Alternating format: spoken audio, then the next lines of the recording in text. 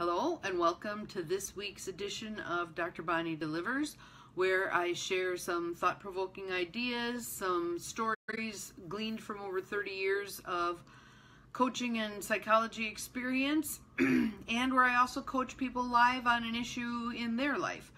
On today's Dr. Bonnie Delivers, I'm going to be talking about what you can expect for return on investment when you invest in yourself.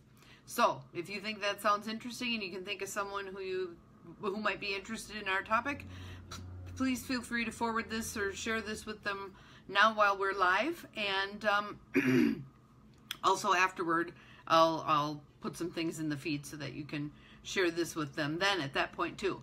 So, I'm Dr. Bonnie Nussbaum, America's Kick-Ass Coach, the owner of Empowerment Coaching, and a clinical psychologist for almost 30 years. I help frazzled business owners, entrepreneurs, and others who want some support in changing their life so that they can be happier, more joyful, and experience the fullness of life that may have kind of gotten lost as they became too busy and preoccupied with what they're doing for a living.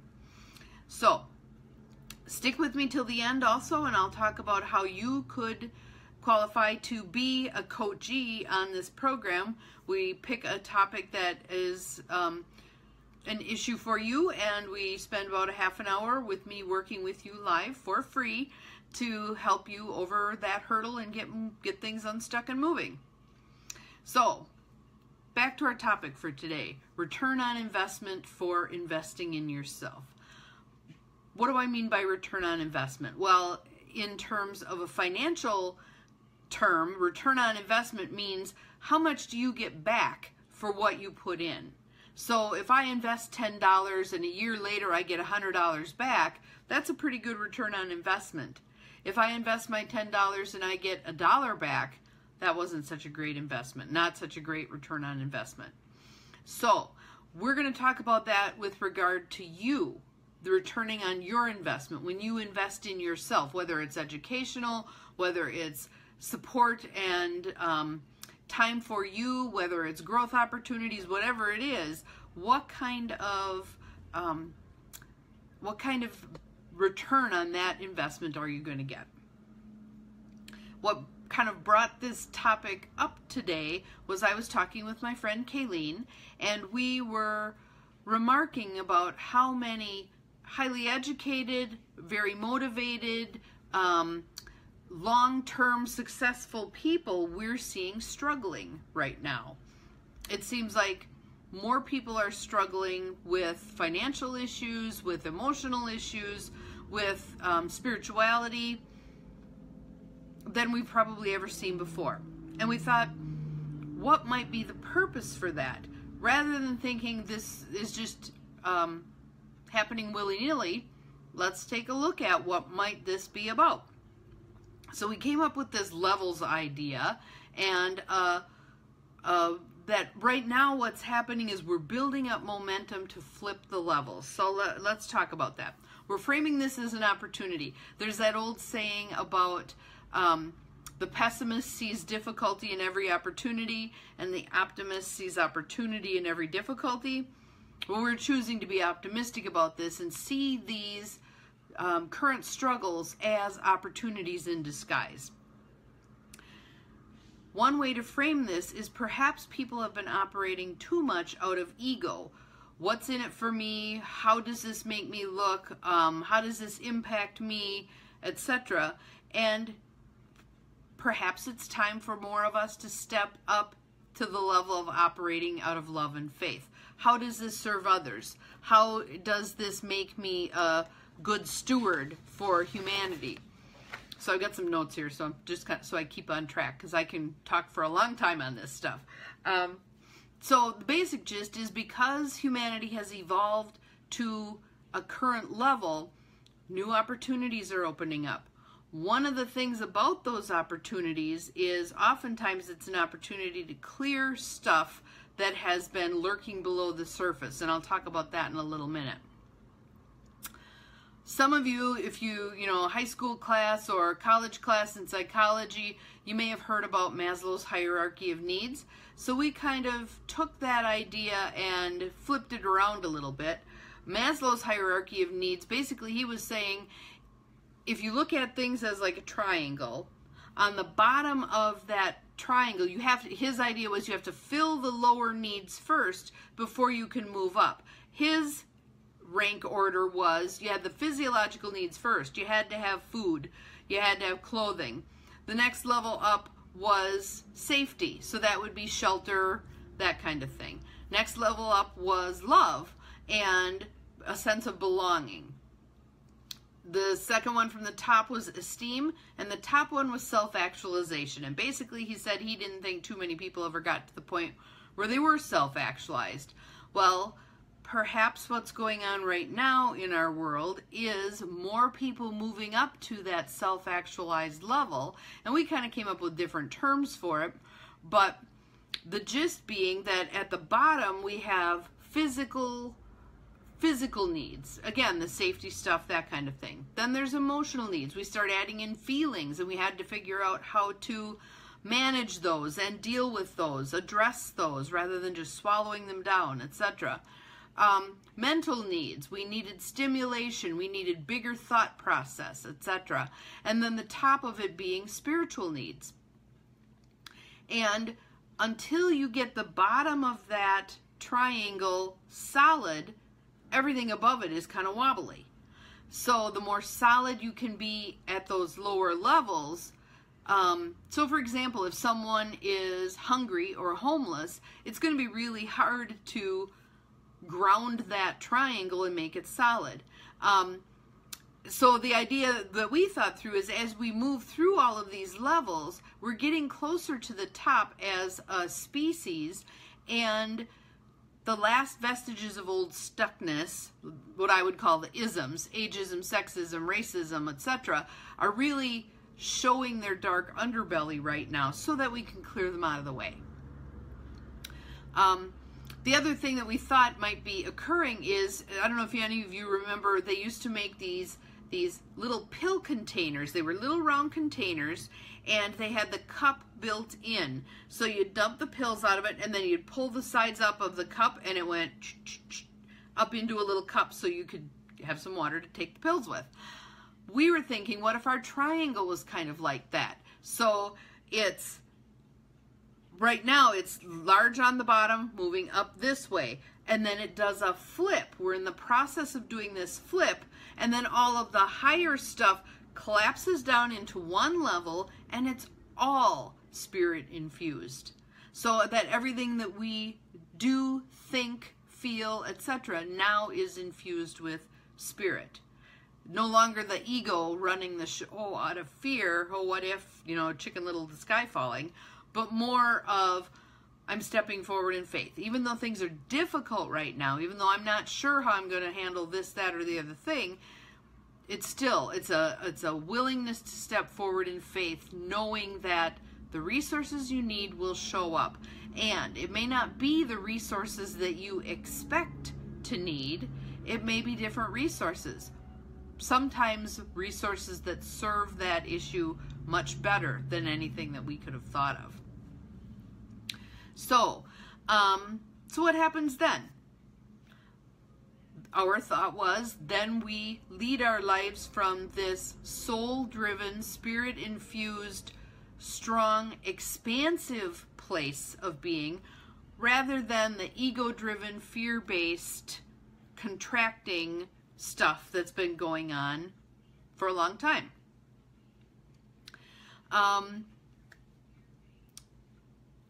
One of the thoughts that we had that we really liked was the idea that this opens up whole new realms of opportunity, whole new batches of resources to be tapped, things that probably haven't been available to us because we were functioning at those lower levels.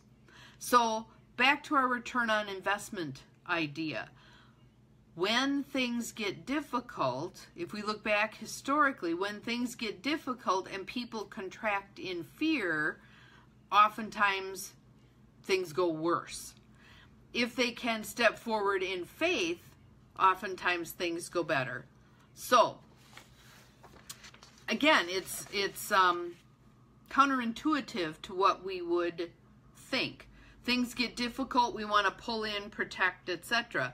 But to step forward and go, okay, I'm ready to take this step, basically does that. It informs the universe, creator, spirit, however you look at it, that you are indeed ready to step forward. I'll give you a couple of examples of that might be helpful. Think about the stock market. What happens when there's some kind of a scare, a fear-based scare about the stock market? The people who are reactive rush out and pull out all of their assets, and they lose money. The people who are more faith-based ride it out. They may even buy more stocks at that point because the price has dropped lower. Buy low, sell high. But that's not what fear-based people do. They buy wherever and they sell when they're afraid. And it really doesn't support their efforts. Another example I can think of is business. Hiring in business. We're taught to hire for the work that's coming, to hire for the business growth that's going to occur, rather than hiring for where we're at right now. So oftentimes when I'm coaching business owners, I will hear, well, I'll hire for that position when we have a need for it. And I'm very much of the belief that you hire for that position and things take off. I found for myself that as I added each new hire and that person took over a bunch of responsibilities, it really kind of blew the lid off of things in terms of what we could accomplish, because I no longer had to attend to the tasks that weren't my skill set. Being able to hand off a lot of things to, say, Marlo, who's very good at that stuff, or has learned to be really good at that stuff, gets me out of the mix, opens me up to have free time to do the other things that I'm really good at. So again, you may not need that person as much as you think you do right then, but you're hiring for that position as it grows, all right? So you're staying ahead of it. Again, I know this seems counterintuitive, but I've seen this happen over and over again. Rule of thumb I would suggest here is when you want to pull back, that may in fact be the time when you're supposed to step forward. So when you're feeling afraid, when you're feeling like pulling within your shell if you were a turtle, that may be the time to stick your neck out a little bit. You may reap more benefits by taking that approach. So right now, going back to our return on investment, it may be a great time to invest in returning to school, taking a class, working with a mentor, getting more information about a skill that you want to develop, getting some coaching. I would encourage you fully investigate that option in terms of what are the potential benefits. When Kayleen and I were talking today, we were talking about our programs, 3 months, 6 months, a year-long program, and what the benefits of that were. And she was reading me her list of benefits of her program, and I'm like, wow. I mean, way worth the investment for the amount of value you're going to get out of it.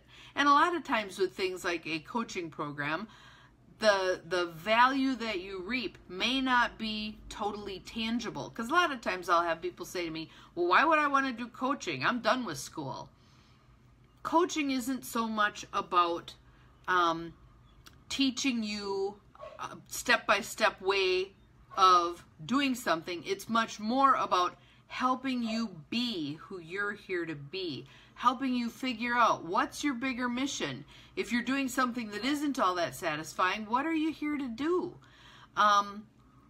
So we help you figure that out, and we help you move past that ego-driven stuff, the fear-based, what if, the sky is falling, and move more into, nope, I can see how this is a benefit. I just got this really cool email from one of my clients, and a month ago, financially, she was so distressed that she was really not in a good place. She couldn't see how to dig herself out of where she was. It was kind of disastrous. So actually, let me just read some of this to you, because I just thought it was really cool what she sent me.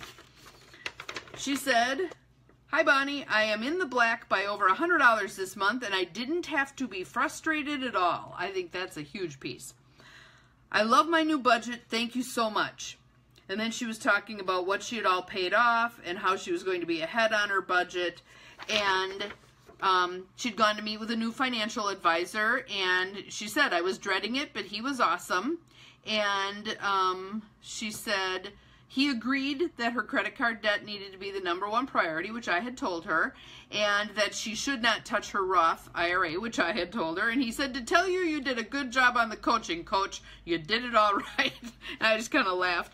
But that kind of stuff where you can go from, in 1 month, from feeling so desperate it doesn't seem fixable to I've created my plan, I'm exercising my plan, I can see the results that I have agreed to put into place.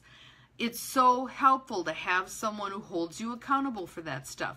If you're wanting to get healthier, it's much easier if you have an accountability buddy, a coach, somebody who can kindly and lovingly point out to you where you're missing the boat. So sometimes it's so right here you can't see it.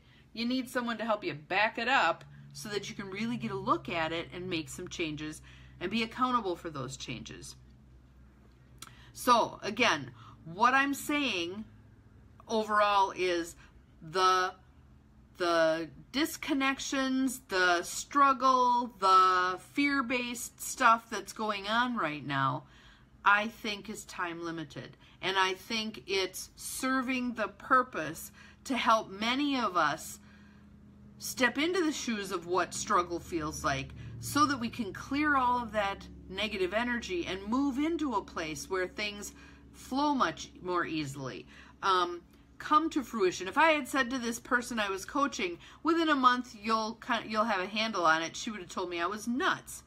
But energetically, she made some shifts that allowed the universe to respond and support her in what she needed support with. So I think that's pretty cool. So I'd love to hear what your comments are about these ideas that I'm throwing out. The more I think we can create a think tank about this stuff, the more powerful I think our energy can be combined as opposed to each of us operating individually. So put some thoughts on this in the feed and I can respond to you as we go. Also, once I upload this video, if you can think of someone that might benefit from having it shared with them, please feel free to share the information, because I think the more widely heard it is, the more of us are going to be getting on that platform of, okay, we're moving up, it's enough of the struggle, it's time for things to be going better. And if you're thinking, wow, I'd really like to work on this, to have the support, to have the guidance, I'd like to strongly encourage you to sign up for a coaching session with me on Facebook Live. We'll do one free session, about a half an hour. I can help you move past a stuck point. The reason I do that is I want to get the word out there that this is fixable stuff, guys. You don't have to be sitting there in pain and struggling. You may not know how it's going to work out, but I can help you have faith that it will work out. Also, if you're interested in some of the the private coaching that I do, because I've had a couple people say, well, I'd really like to do this, but I'm not sure I'm comfortable doing it on Facebook with other people watching. So again, I'd like to put out a big shout out for Mary and for Morgan, who did get coached live by me on this program, because I think it did take some courage to step out of their comfort zone and allow other people into their lives a little bit. So if you're interested in doing that, you can either private message me on this page, or you can send me an email at bonnie@empowermentandpurpose.com. If you have some questions about participating, feel free to throw them into the comment section, because I'm sure if you have that question, so does someone else. And if you'd like to work with me privately, I do offer a variety of programs, a 3-month, 6-month, 12-month coaching program that can be targeted toward whatever issue you're wanting to work on. But don't be surprised if, in the course of us working on that issue, other things come to the surface that need to be cleared. Because we all have that subconscious stuff that keeps us stuck and coaching is an ideal place to release it. I also do some one-shot coaching packages, a 4-session package or an 8-session package, and I do have a one-shot Ask Dr. Bonnie session. And you can contact me in those same 2 ways, either by putting a message in this, private message me on Facebook, or you can send to Bonnie@empowermentandpurpose.com. And then what I will do is set you up for a 15-minute phone consult that's free. And I send you a little questionnaire, just a couple of questions, and then we can go over your answers to that and get a sense of, would we work well together, and if so, at what level? And you can ask all the questions, and it's not pressure. If you want to walk away from it, that's absolutely fine, because timing is really important, and I know that. So that's it for this week's Dr. Bonnie Delivers. I'm Dr. Bonnie Nussbaum, America's Kick-Ass Coach, and remember, we are all capable of far more than we think we are.